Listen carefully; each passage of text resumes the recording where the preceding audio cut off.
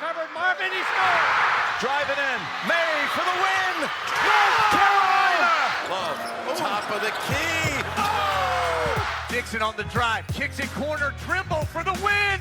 Yes! At the buzzer! The greatest.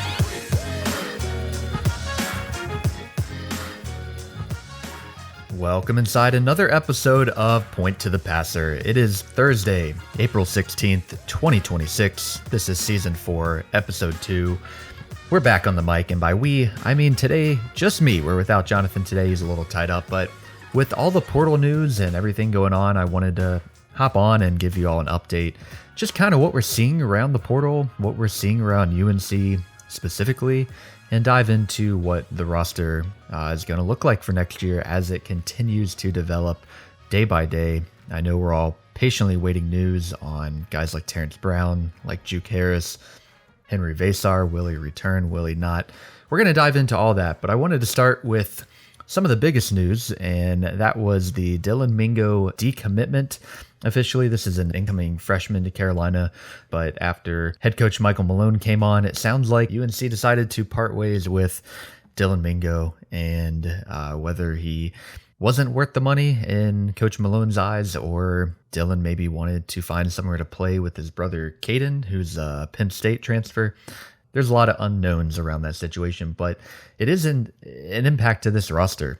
He is the number one point guard in the class of 2026, and so on a team that's already short guards right now, you really start to question what the direction of the head coach and staff is right now. It's all been quiet on the guard front. We obviously missed guards last year. Kyan Evans didn't fully pan out as expected, and honestly just wasn't really a pure point guard in the first place. He was always much better as a shooter in that kind of two spot, in my opinion. Derek Dixon, as we know, shined and really developed throughout the year, especially when he took over for Kyan Evans. But Derek Dixon is now heading to Arizona. And so where that leaves UNC is figuring out their guard situation. And that Dylan Mingo decommitment is one that I don't think a lot of folks fully saw coming, but there was some writing on the wall the 72 hours previously, just based on some reports that had come out, that what this head coach and staff is doing is really reworking everything. And I think the biggest message right now is trust the process. It is hard when there's not much information coming out whatsoever. I understand it's really testing people's patience at this point. We did get a little bit of news though. Neoklis Avdalas from Virginia Tech, the 6'9" big man.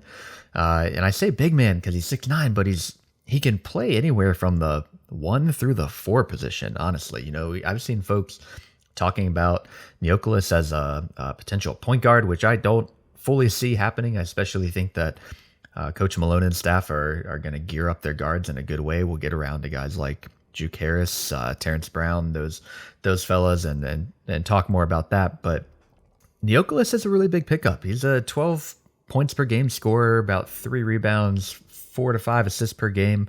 Was really impactful for Virginia Tech. And if you watched any of his games last year or just kind of dove into the ACC network highlight reel like myself, what you see is a lot of athleticism from this guy. He's really a pass-first individual when it comes to putting up numbers. And so that 4 to 5 assists per game is really notable to me.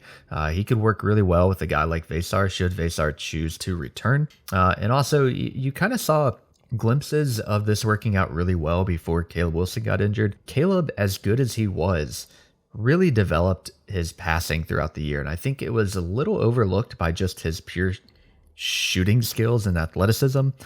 But a guy like Neoklis really spreads the floor well. He can hit the 3. He can put up this 12 points per game average. And then supplementing that with the 4 to 5 assists per game, I think really just opens things up for Carolina. And like I said, if you get that 4-5 punch with Vasar coming back and working with Avdalas, I mean, they could be really great. And so I'm hopeful that in the coming days and weeks that Vasar decides that he has seen how Coach Malone has developed bigs and worked with bigs in the league. Jokic is a prime example of that. We're not saying Vasar is going to be a Jokic. At the same time, he could really benefit under Coach Malone. So we'll have to see where all that goes, but I see that as being a really exciting duo should it work out. And then obviously you still have 6'10 Jaren Stevenson, who can flex all the way down to the 5, but play a pure 4 or 3 spot. And so between those 3 guys alone, your size and your bigs are pretty settled. So I want to focus a little bit more on the guard situation right now, which is the biggest question mark. The biggest name out there in the portal right now that everybody's focused on is Juke Harris. He's out of Wake Forest, would be entering his junior season if he comes to Carolina. Really shined at Wake Forest. He's a 6'7 guard, so he's also got some height. If you're looking at a 6'7 guard and then 3 other guys who are 6'9", 6'10", 7 foot with Vesar, that's looking at some really scary size for other teams. So Juke is just an incredible player, very exciting to watch, incredibly athletic, high IQ guy, averaged 21 points per game last season and 6 to 7 rebounds per game. And so he's really the type of player who's just all over the place. And I know that Carolina's been targeting him. There was a photo that surfaced of him having lunch with the coaching staff, but there's also been reports and evidence that he's up there, celebrating with Michigan in their parade, and Dusty May's trying to pull him in. And so the latest factor in all this is also Tennessee, and it sounds like Tennessee might just be ready to offer the bag at him. If Juke ultimately ends up feeling like out of those 3 that Carolina's close to home and he wants to stay in the state of North Carolina and play for a blue blood program, then UNC's the move, and he might see Coach Malone as someone who could develop him into a true NBA guy, because Juke's got that potential. So that's the most intriguing storyline for me right now.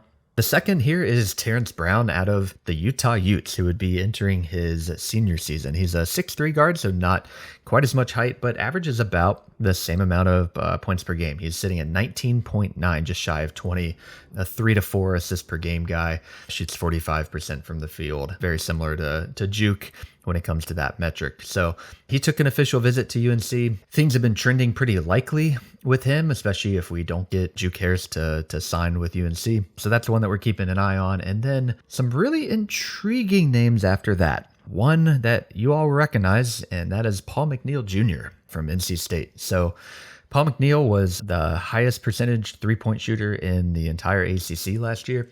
As someone who just watched a lot of UNC basketball and a lot of state basketball and ACC basketball in general, I did tend to pick up on the fact that he was streaky at times, very streaky at times, but at the same time, he's going to be entering his junior year and should be coming really into form. And I have to think that given all the things that went down with Will Wade and the entire NC State season, that the ebbs and flows of his game were very much impacted by the ebbs and flows of the team and the program. I think he'd be a good get. I'd be a little hesitant in terms of consistency. I think I'm just a little triggered by some of these transfers that have come in, and you see that there's such a high percentage shooter.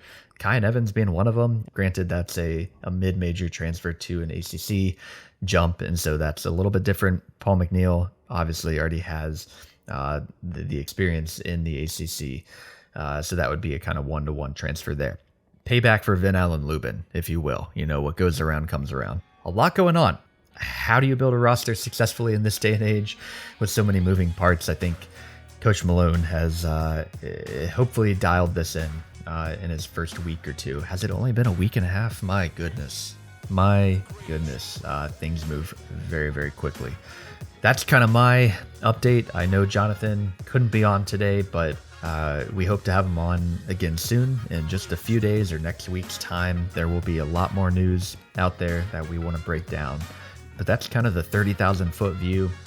I'm really excited if we get Juke. I feel really great if we get Juke in terms of our team. And you still need to pick up another guard or so, but I feel really confident that would be a great move for all parties involved. I think I'd be really happy with Terrence Brown too. If you watch him play with Utah at all, again, highly athletic, really consistent scorer, like his game a lot. And we'll see what happens here in the coming days and weeks. As always, you can find us on Twitter at PointPasserPod, and the same handle over on YouTube. Go Heels!